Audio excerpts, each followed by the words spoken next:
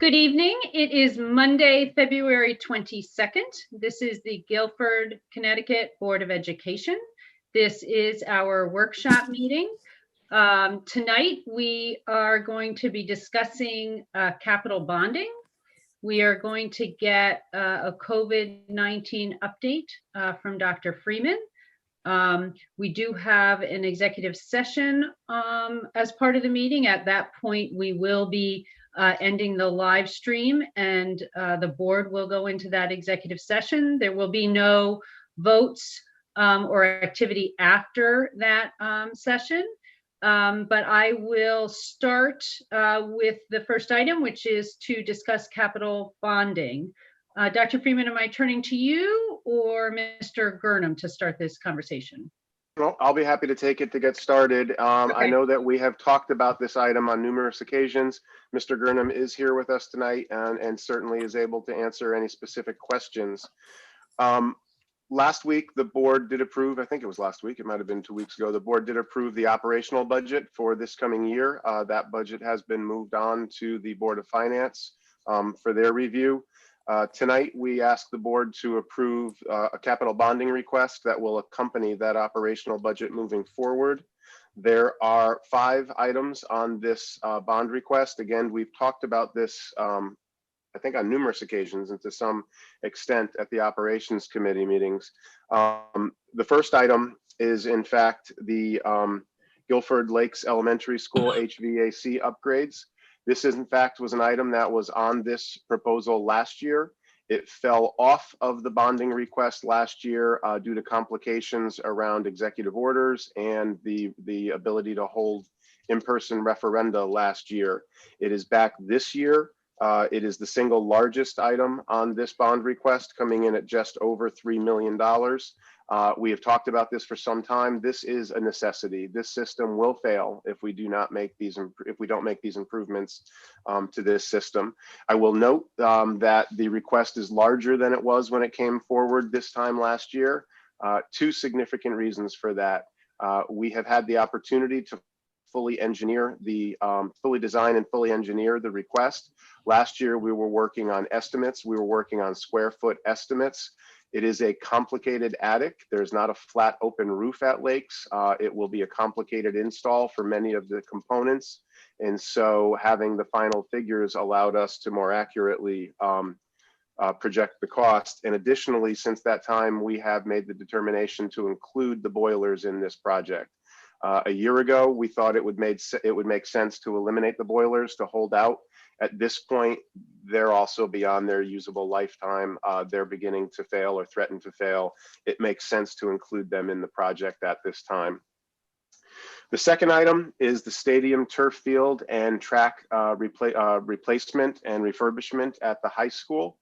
This is the original turf field, including the surrounding track. This request comes in at just over $2 million. And on this request, while we are carrying it forward as a school request, and while it will be identified as a school bonding request when it goes to voters, I just want to make clear that in Guilford, the responsibility for fields is shared. In fact, Parks and Rec is responsible for all maintenance and upkeeps of all fields in the community. And the benefit that is gleaned from this field is shared. It is not strictly a school field, it is a community field. Park and Rec and other youth sports get lots of use out of it. And I just want to be clear that I view this as a combined request between the schools and the town. Additionally, there is a request here for boiler replacement at Cox Elementary School. That comes in at $300,000, also a needed upkeep or needed repair. And there is an elevator upgrade at Melissa Jones Elementary School that comes in at $400,000. That elevator is beyond its usable lifespan, and we are no longer able to reliably secure replacement parts for that elevator when it needs maintenance. It does need to be replaced. Finally, the last item on all such bonding requests, we include monies for additional engineering and architectural fees for future requests moving forward. That comes in at $184,000. So this total capital bonding request will come in at $6,259,773. Again, I just want to take the opportunity to explain. We recognize that that's a significant request.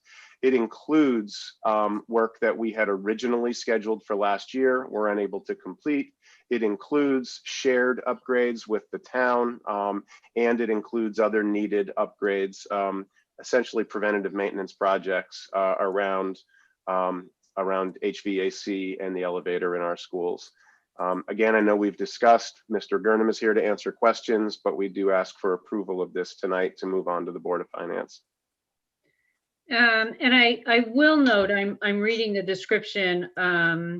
It looks like the field, so the turf field is 13 years old. This has been an item that I think has kind of been on our radar and actually appeared in some preliminary budget considerations over the past 2 or 3 years, both on the town side as well as the Board of Education side. Now that it has become a bonding request, and I believe, Dr. Freeman, correct me if I'm wrong, that part of that is because we are now addressing the track, which is very much in need of repair as well. It now becomes a bond issue, and as you say, while it is kind of falling on our list, this is really a joint town Board of Education project. Correct, and it is a project that we have deferred for some years. The carpet on that field is beyond its projected lifespan. It does need to be replaced. And we will be looking at fill replacements as well as carpet replacements, a shock pad to go along with the field, and then again the track upgrade, as you mentioned, the track repair and upgrade, as you mentioned. Okay. So opening this up to discussion, questions, thoughts. Anybody want to? Mr. Gurnham, just to confirm, the Standing Building Committee has reviewed all of these items as well. That is correct. They've gone through all these and reviewed them. Terrific. Do any board members have questions? Go ahead. More of a comment. I know we've talked about it and mentioned it a bunch of times through the process, but moving it forward regarding the stadium field and track, just still wanting to make sure that we have the opportunity to talk about that fill before Absolutely. any kind of final decision on what it is.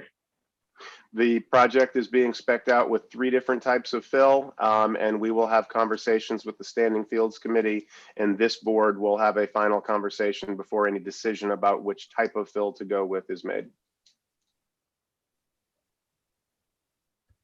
We're really trying to get all the information prepared for the next Board of Ed / Operations Committee meeting. So hopefully we'll present stuff at that point in time. Terrific. That'd be great. Cliff or Dr. Freeman, could you remind us when, so this is obviously a bond that would go to referendum this spring. When would a project like the turf field, just so our viewing public understands this, when would something like that actually start? So our goal is actually we're going to get out the bid next month and get the whole process going so that we would start shortly after school closes to get the field underway, and then try to expedite getting it done so that the majority of the field, if not all of it, is completed in the early portion of the fall. Terrific. Okay, thank you.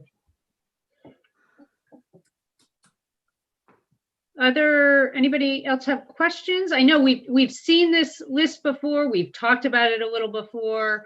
We did mention it, Dr. Freeman and I, to the Board of Finance when we presented the budget to them last Thursday. We did identify that the board had not yet voted on it, but of course we will also be presenting our budget and the bonding to the Board of Finance again at a public forum next month. Oh, go ahead, John, you have a question? I just think it's important for the public to know as well that I was under the impression that the track was the same age as the field. It looks like the track is almost 22 years old. Is that about right? Yes, the track is significantly older than the carpet on the field. Yep. Okay. Thank you. That's not an unimportant fact there. So if there are no further questions, then we as a board need to vote to put this bonding request forward. So I will entertain a motion from someone to put this bond request in the amount of $6,259,773 forward. Mr. Sands, it looks like you're making a motion. Yes, I would make a motion that we approve the bonding request. All right. Is there a second? Second. Dr. Hirsch. All right. All in favor? Aye. 1, 2, Aye. 3, 4, 5, 6, 7, 8. Have I got everyone? Yes. All right. So that's a unanimous vote in favor of moving the bonding request forward. Thank you all very much. Thank you, Mr. Gurnham, for joining us. Terrific. Yes. Thank you. Thank you. All Have a right. great night. Thank you so much. The next item is a COVID-19 update. Dr. Freeman, I think we'll start with you there as well. Yep, thank you very much. And I am very happy to be sharing some of this. I'm going to go ahead and share my screen if I can. So I wanted to start by talking a little bit about some of our local numbers here in Guilford. Last week, we received this breakdown of cases by month from the local health director, Sonia Marino. Wanted to use this to explain a little bit the timeline, to talk a little bit about the timeline and the school modes that we have been following. So we all recall that in March of last year, school districts around Connecticut shut down, and then the governor announced that schools would be closing in March of last year. We remained in distance learning through the conclusion of last school year. We returned in August. We returned under a school reopening plan that was built off of the state reopening plan, was designed locally, was rolled out to the community in the very last days before school opened. And we opened in a hybrid model at all grade levels. We opened at all grades in a hybrid model, meaning that students were coming to school 2 days a week. Wednesdays, all students were home. Students were receiving remote learning 3 days a week. And in that 2-day model, we were able to reduce the density, split the number of students who were moving through the schools. In addition to that hybrid model, we had a number of protocols that were in place in the schools. At the elementary grades, we were following strict cohorting, keeping students in static small groups, small cohorts. In the younger grades, in the younger schools, all the way up through the high school, we were all the way up through Adams, we were serving lunches in cafeteria, not in classrooms. We had directional signage. We had created one-way movement paths through the schools to reduce incidental contact. We were using plexiglass or vinyl dividers in locations throughout the schools. We had worked on finding ancillary locations, whether those were outdoor or tented areas or large spaces within the school. And significantly, we were really strictly practicing universal masking, that everybody was wearing masks in the schools. By October 19th of last year, we had released the K through 6th grades to 4 days a week. On October 19th, we shifted and we began bringing students in grades pre-K through 6 in 4 days a week rather than just those 2 days a week. We made it clear at that time that we were continuing to look at Adams and the high school. We had concerns about student density and about changing classes at those two locations, but that we wanted to continue to work towards moving those two buildings to that more open condition as well. And then we started to begin to see spiking cases. We started to see spiking cases nationally, at the state level, and in Guilford. You can see here what happened to the identified cases through the months of October, November, and December. As we moved into that winter, those winter months, we held on the idea of further opening any of our schools.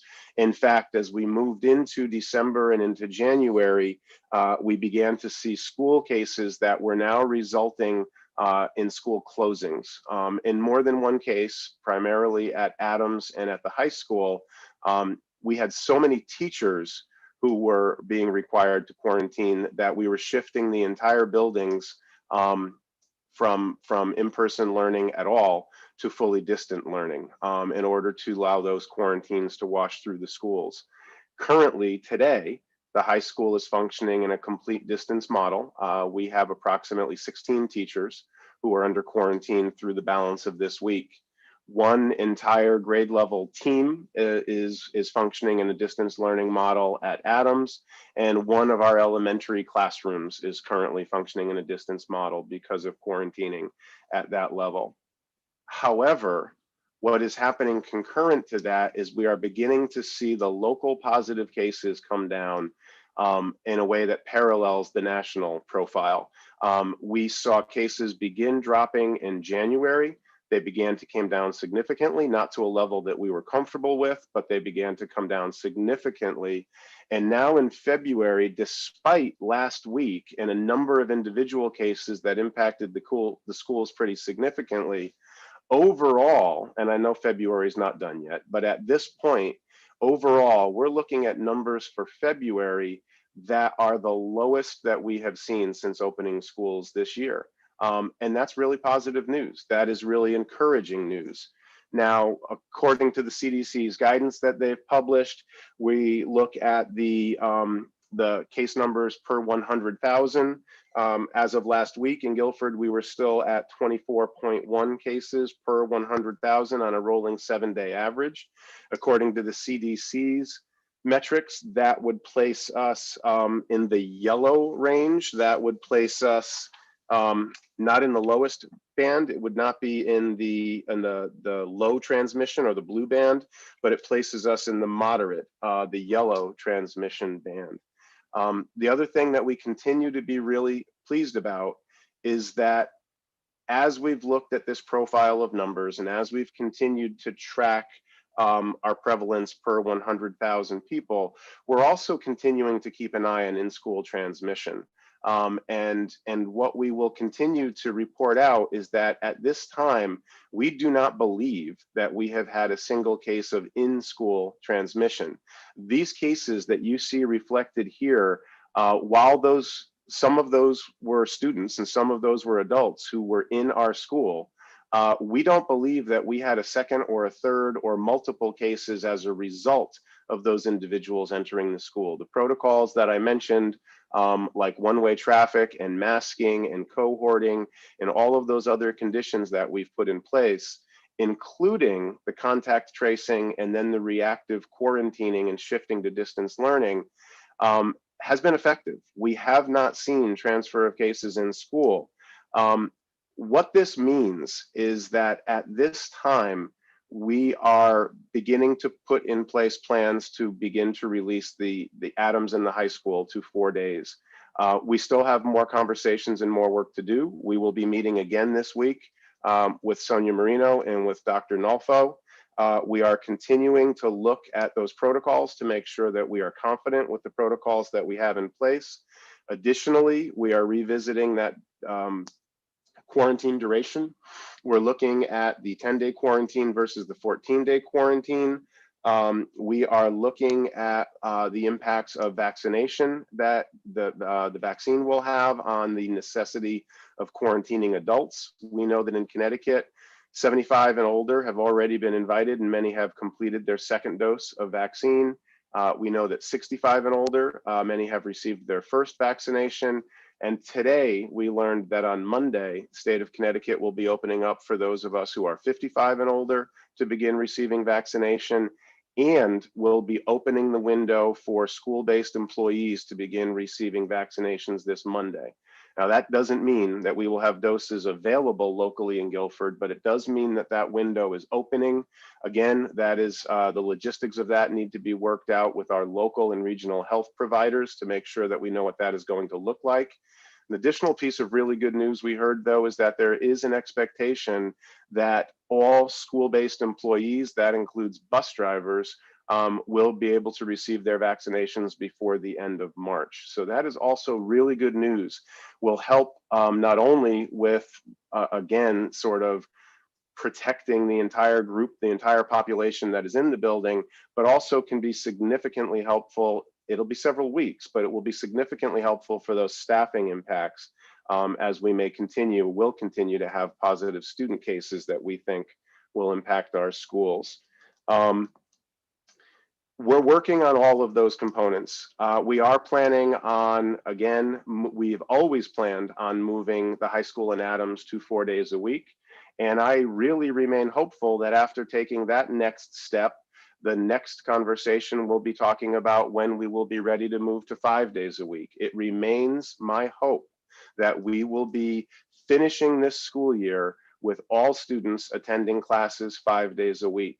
I do want to reiterate that we're making these decisions really thoughtfully, really cautiously, and one step at a time. I do want to remind the community that Guilford was one of the last schools to open to school this year.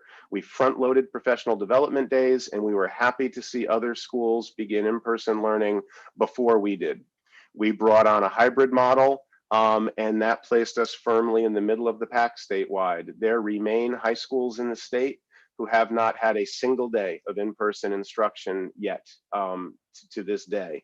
There are other high schools in the state, many of which are significantly smaller than Guilford High School, but there are other high schools that are currently already open to 4-day instruction. We've moved thoughtfully. We've moved in response to the numbers that you see on your screen here tonight. We have always been informed by CDC guidance, even when that guidance changes and evolves. We've remained responsive to that.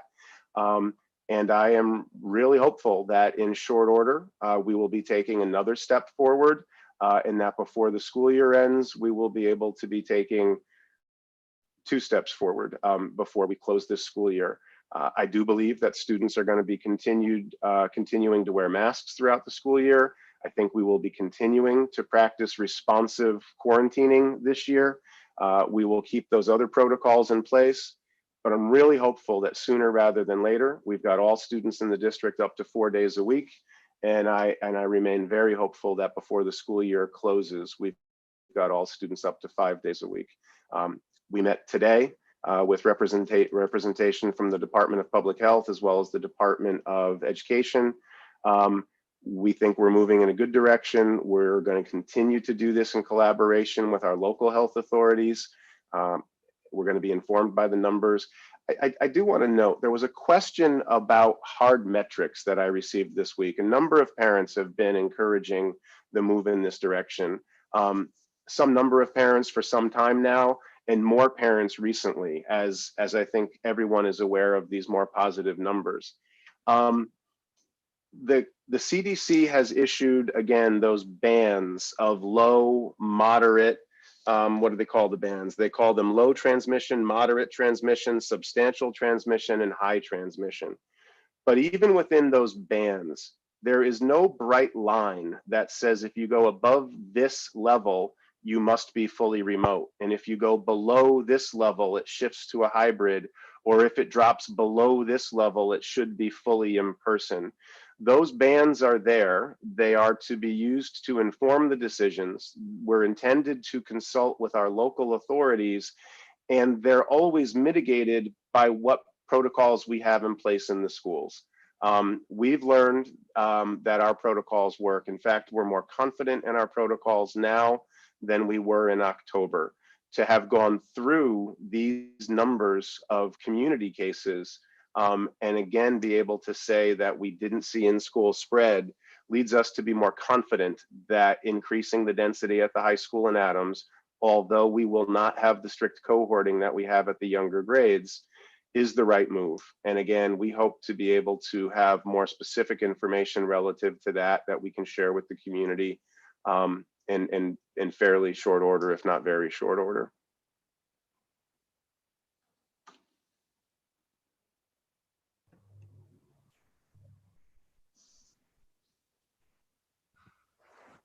Dr. Balistracci, I think that's all that I have prepared, but I am happy to I'm so sorry, I could not get off mute, no matter what I did. Thank you. That was, this is very helpful. You know, so we as a board, certainly I think throughout the year since September, we've heard from parents at times, who were interested in seeing us try to move in that direction, others who were interested in having us stay in the hybrid. We've gotten emails with both messages, even as recently as over the past week. Although I think we are starting to hear from more and more parents who are asking us to really start thinking about going to 4 days or full time at Adams and the high school. I do want to ask you a couple questions and then certainly open up to the board for discussion as well. Just for clarification for parents and students watching, when our district is able to move Adams and the high school to 4 days a week, I assume that the option for full-time remote learning for students and or parents who choose that option will still be available? Yes, that's a very important clarification. Yes, we will be announcing a date, and there will be lead up time to this. We will not be calling your homes at 4 a.m. or 5 a.m. to announce that we're shifting to 4 days a week. It won't be an announcement that is made over the weekend. There will be some lead up time for everybody involved in this. And yes, when we make that move, families and students will continue to have the option. In fact, we believe in our experience at the younger grades, when we shifted from hybrid to 4 days a week, we actually saw the number of students who were in fully at-home remote learning decline. It may have increased briefly over the first week or two, but then it actually declined. We continue to be around 10% of students district-wide who are taking advantage of that opportunity. Any student who is uncomfortable with the increased density at Adams or the high school when we make this shift will be able to avail themselves of full-time at-home remote learning. Okay, thank you. I want to open it up to other board members. Dr. Hirsch, go ahead. I got hijacked in the Big Y on Sunday. Two carts converged and prevented me from going anywhere. Two parents jokingly were asking a question, which was, what plans have we made, if any, to have school continue for 4 to 6 weeks at the end of the school year to make up for lost time? So we have not. So at this time, we are not planning on extending the school year. The state of Connecticut is requiring 177 days of schooling this year. And those days, those contact days can be measured as in-person days or virtual distance learning days. The state of Connecticut has made no accommodations to extend the school year, and nor have we. Remember that we've got 6 different bargaining units, right? We've got a budget that provides for that. We have spent significant time talking about how we will be able to meet students' needs and how we will be able to, fill any gaps for any students as they come back 4 days a week this year, or as we return to 5 days, or as we return next year. But that plan does not include Saturday school or an extended school year. It includes acceleration of instruction, support in the classroom, not pull-out remediation, and understanding where kids are and building them to where they need to be. It's a significant conversation here in Guilford and across the state. I am aware of one district. It's a significantly larger district. It's a district that has had significantly less in-person contact than we have had, and where we have received approximately $500 from the last round of ESSER funds. This district is receiving between $30 and $40 million in ESSER support funds. It's one of the largest districts in the state. There is some talk about extended summer programming there, using those funds to provide for that. It's the only district in the state that I'm aware of that's having that conversation at this time. Other questions, comments, conversation? Go ahead, Dr. Best. Well, I'm just wondering if you could give us a little more elaboration about the time frame that you're thinking about right now, if you're able to. I mean, are we looking at a month from now? Are we looking at 2 months from now? Just a little bit more, if you can. So difficult to do because, again, I want to make sure that we have all the appropriate conversations, both at the state level and most specifically with those local health authorities here. But it's absolutely not 2 months from now. And I don't think we're talking a month from now. I think we're talking about a plan that we can specify in a matter of days. And I think we're talking about a move that we can talk about that would be and that would be measured in weeks. The word that I would apply is soon. The numbers look good for the first time since October. We have always said that we would be responsive to the numbers on the ground. And quite honestly, they started going up on us in October. They were out of control in November and December. We now have numbers that look really positive. There are things that we're cautious about. We are certainly worried about the variants, the new variants that we're hearing conversation about, and we will want to continue monitoring those. We are concerned, this will increase density at both Adams and the high school.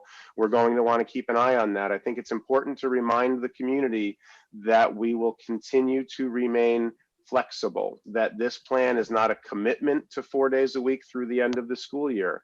If numbers begin to trend in a bad direction, if the variants seem to be threatening, or if we begin to see in-school transmission, right? If the next time that a class or a team goes into quarantine, and then we identify 2 or 3 or 4 students from that classroom who are now showing positive, that's evidence that we've got in-school transmission. If those things begin to happen, we remain able to move back into a hybrid model or back into a distance learning model, not just 7-12, but pre-K through 12. We built the delivery model this year to allow us that flexibility. So far, we've moved slowly, but we've only moved in one direction, and that's good news. I hope that we continue moving in that direction and maybe a little more quickly than we have.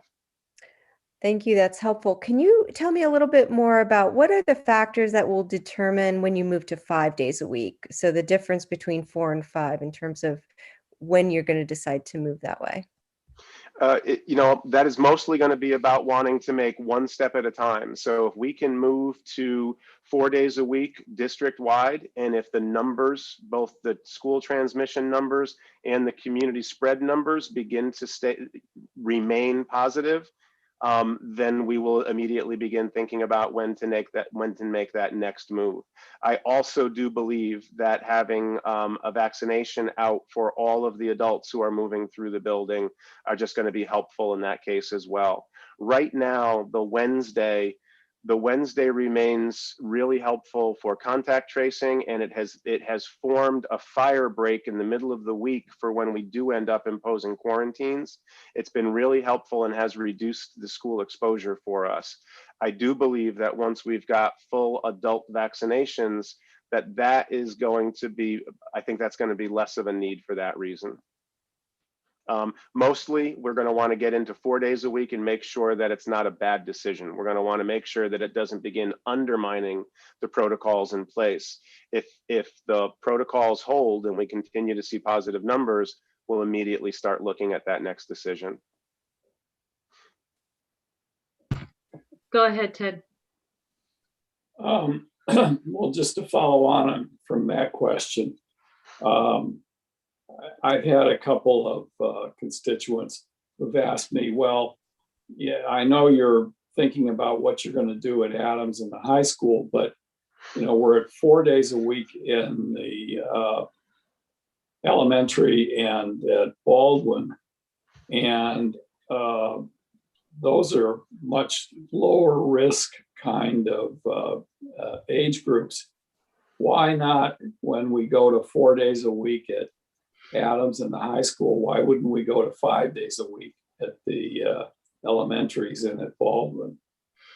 It's a really good question, Mr. Sands, and the answer is because we're one system, and in fact, we're a system that sits within the community. And so we want to make sure that we change one variable at a time. If bringing in Adams and the high school, which are the high school is clearly our largest school. Adams is one of our next largest schools.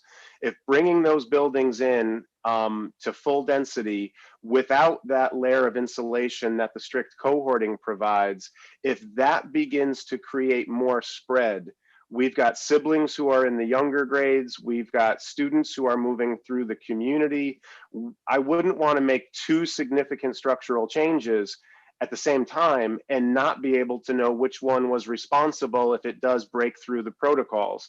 By taking one step at a time, we will always make, right? And so it is very much a systems approach. I'm far from a public health expert, but I believe that that helps the public health experts in the community feel more confident in being on board for one change rather than just saying, let's open the whole thing up or let's make two changes. And I know that's asking for more patience for the parents of the younger children right now, but those students have been having more in-person contact since October 19th. This allows us to catch those older students up to that level. And then whether we go to 5 days a week in staggered fashion, the younger students first, or if we'd make that move district-wide, that'll be determined by the numbers on the ground at that moment in time. Joe, it looks like you had a question. Go ahead. Yes, thank you. Dr. Freeman, one of the challenges earlier in the year that determined the high school in Adams from being more of a cohort situation was the lunch wave challenge. And per the recommendation of the health director, certain barriers were difficult to accommodate the volume of children. If and when we go to the 4 days a week proposal, when all the cohorts come together, what direction or what recommendations are going to be imposed regarding that challenge that we identified back then? Yeah, thank you for the question. So there's been a couple changes to our plan, and then there is what we've learned from the experience so far. So changes to the plan is that at Adams, we're going to be breaking the lunches into smaller groups. And so we're not going to be simply opening up the entire cafeteria and serving lunch there. We will in Adams be serving in multiple small locations distributed for the lunch waves. That wasn't necessarily in our original plan. That's been a modification. At the high school, and we've brought in more of the vinyl dividers. At the high school, we brought in a significantly larger number of the plexiglass dividers, significantly taller than the ones that we've had before. And then we were able to heat one of the ancillary tents that is right immediately adjacent to the commons, so that we'll have more space to be able to spread the students out across during the lunch waves at the high school. But additionally, it is that experience of recognizing that we haven't had the in-school spread. Back in October, when we were hesitant to make this move, we only had a few short weeks of in-school experience.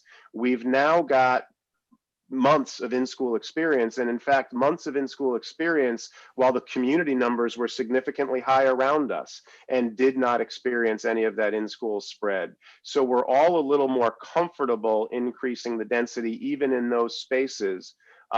Obviously, students are going to be unmasked for that portion of time that they are eating, but we're asking them to remain seated during that time. We're asking them not to move from table to table. Again, all of the tables have been subdivided with tall plexiglass dividers. We're more confident now than we were. We think the changes were positive changes, and we're more confident that it is in particular the masking during most portions of the day that are keeping us protected. I will say that if we do have a student who comes back positive and that student was in the lunchroom, there will be a significant bubble of students who ate near that student who will then be asked to quarantine. We will continue the practices of quarantining and shifting to distance learning as reactions, because those, again, we think that those are a significant part of our plan and they've been helpful to us. Great, thank you. Dr. Freeman, if I may, so one of the things we did in the district when we moved the elementary schools and Baldwin to 4 days is get some support, at least initially, I think, from the Guilford Police Department with trafficking issues.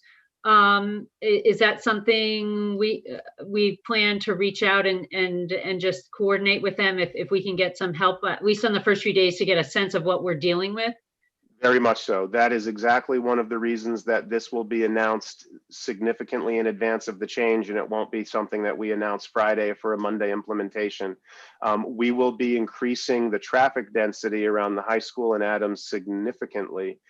Parents who have been doing drop off or pickup at Adams so far this year, the traffic that they've experienced has been for just half of the population on any given day.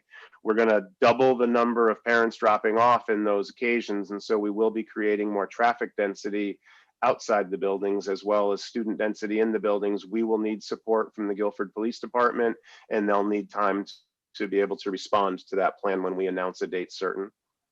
And yes, they're part of the team and they're ready. They've been waiting since October for us to let them know when we would need that kind of support. Okay. I see a couple of hands. Moira, go ahead. John had his hand up first. Let John go ahead. I'll wait. Oh, sorry, I'm looking at boxes. Go ahead, John. Thank you, Maura. I appreciate that. Dr. Freeman, I was wondering if you could summarize where we are with winter sports protocols and limitations, and then kind of discuss where this might be headed towards for our spring athletes.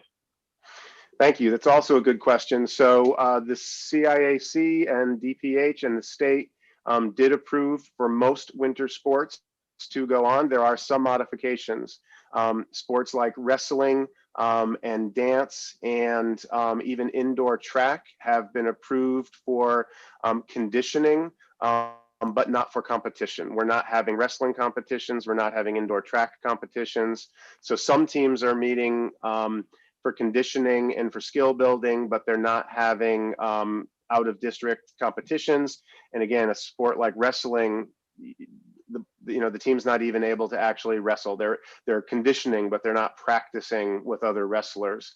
Other sports like boys and girls basketball and boys swim and ice hockey have launched.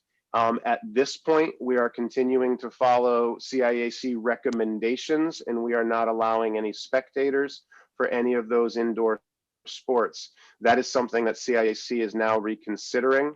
And we have begun to have requests from parents to begin allowing spectators for those indoor events.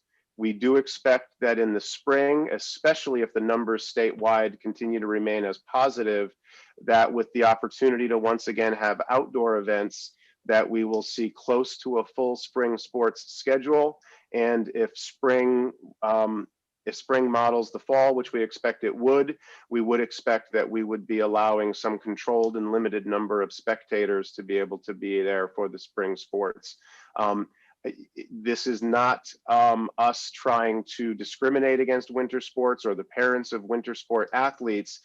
It is a distinction between fans and spectators in an indoor setting compared to fans and spectators at a larger outdoor setting where we can spread them out. And obviously we have the ventilation of being outdoors. Right now, we're still sticking with the CIAC recommendations, although we're waiting for an update on those. And I believe that Mr. Jarvis and Ms. Chaff and I have a meeting scheduled to talk about that. I'll also mention that schools, parent groups at schools are beginning to contact principals to begin talking about end of the year events. I do think that it is safe to say at this time that end of the year activities and events will not go back to normal. We will not be having an end of the year like the one we had 2 years ago, but I do think that there will be some opportunity for end of the year activities like graduation. I know that at the high school, we've already started conversations about how we will recognize our students with an in-person graduation this year. And it'll probably look more like it did last year than it did 2 years ago, but we expect that we will be able to have some of those end of the year activities, especially for our senior class, especially for our graduating seniors who have spent all of this year under these conditions. We've already started having those conversations. Go ahead, Moira. Thank you. Well, this connects to what you were just talking about, Paul, and what John asked. I'm curious, if we do work towards a 4-day-a-week student participation and 5-day, would that also carry through to after-school activities?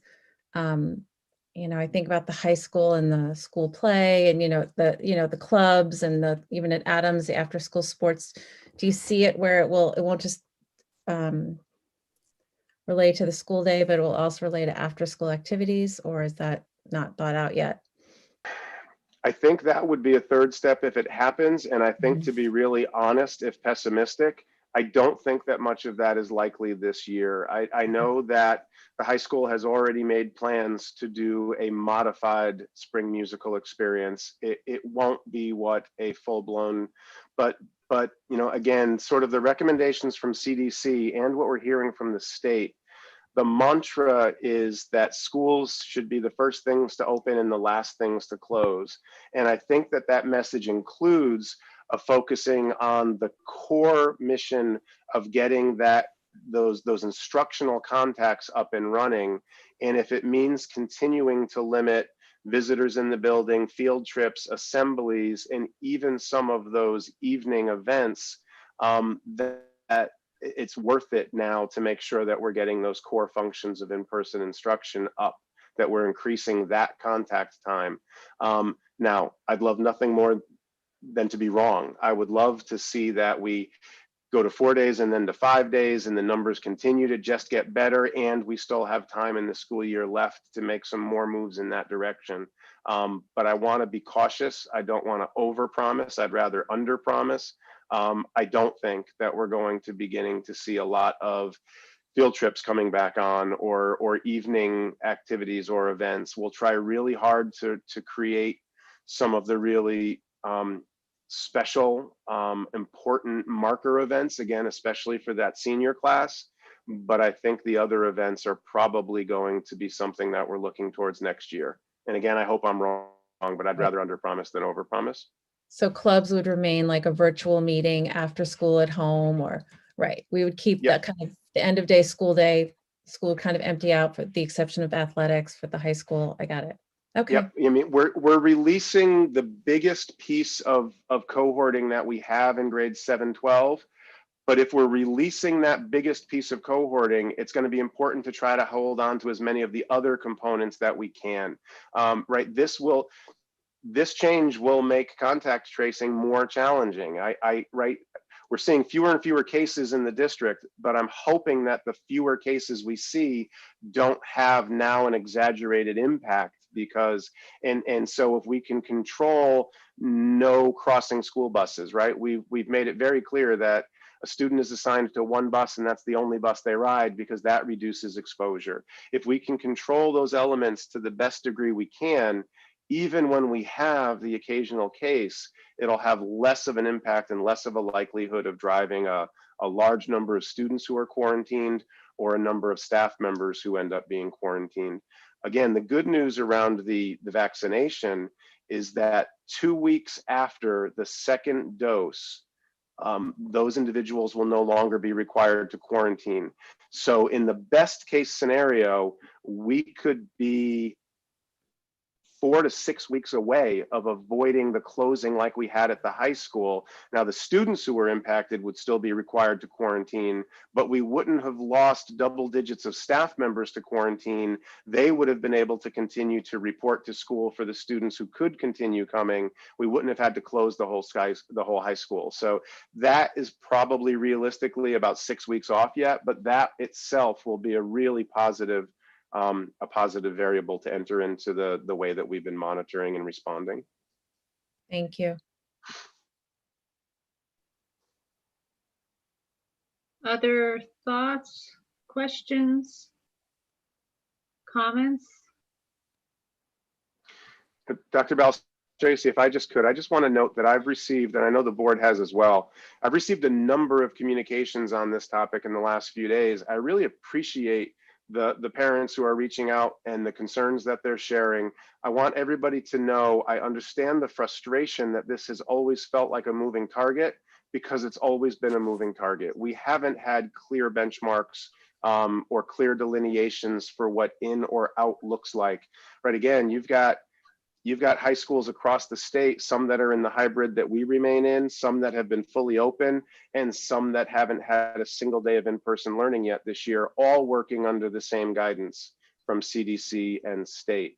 I remain really pleased with the fact that across the district, the number of students who have been taking advantage of that fully remote has remained really manageably low in Guilford. There are other districts where there are 30 to 40% of the overall student population that are learning full-time from home. So even some of the larger high schools in the state that on paper appear to be fully open, they're only bringing in the same number of students that we bring in every day in our hybrid model. So again, we're excited about being able to move in this direction. We're excited about having more concrete information soon, and we're going to continue to monitor it really closely to make sure that this doesn't move us in the wrong direction. If we feel it begins moving us in the wrong direction, we will immediately revert back to the hybrid that we know has been working for us. Thank you. And you know, we have, right, the board has, as you noted, received a number of communications from parents who are really anxious to get kids in 4 days a week at Adams, and the high school are concerned about trying to maintain the distance learning at the rate that they have, and this has been such a challenging, I mean, I think we recognize what a challenging decision this has been all along. And important just to note, you know, you've certainly referenced it, but it's not one you ever are making alone. We have health director, the town health director, our medical consultant. These people are integral to making these really kind of challenging decisions for the district. And Dr. Balistraci, and the other point is, I failed to mention, probably I should have mentioned this early on, we absolutely recognize that Zoom fatigue is a real thing, right? We know that students are beginning to feel the fatigue of distance learning, of Zoom-based classes, of live streaming. The teachers are feeling that as well. And so, you know, again, those numbers just were not affording us the opportunity in November or December. They started to look better in January, and now, right, I feel really confident moving in this direction. Again, slowly and thoughtfully, making sure that we talk to all the right people, making sure that we put a date that's a little bit out there so that everybody has the opportunity to respond and plan for it, but feeling really good about finally having an opportunity to move in this direction. Yeah, that's terrific. And I also just want to take the opportunity when we can to again thank Ms. Marino, who is our public health director in town, and the people working with her. The contract tracing that has to happen is really a lot of work, and the support that we are getting, because we need to make, as a school district, decisions quickly when a student or a staff member is identified to us as positive, means that the response time needs to be as short as they can make it. And they've been just really doing an incredible job for our community as well as for our district. So I just want to note that. Well, and in fact, worth noting that since vaccines became available, the workload in that office has in fact doubled, right? In the beginning of this school year, at least from the school perspective, that office was almost completely available to us to be able to support contact tracing and support the decisions that we're making. They're now responsible for all of the vaccine distribution that is occurring in our locale, as well as continuing to provide support for all of that contact tracing and communication. So in addition to Sonia's office, the local fire department has been enormously helpful. And I really want to call out Pam Nelliber and Lori Hahn and Terry Fiandella for the work that they've been doing around communication. I don't think any of them have had a weekend since we've opened school. This weekend, we didn't have a positive case this weekend. This might be the first weekend that I didn't have to call all of them and let them know that there were and let them know that there was work to be done. Lots of people really stepping up, and Sonia Marino has been wonderful in supporting our efforts here in the school, as well as Rob Nolfo, and then people at the fire department and on the school team as well. Go ahead.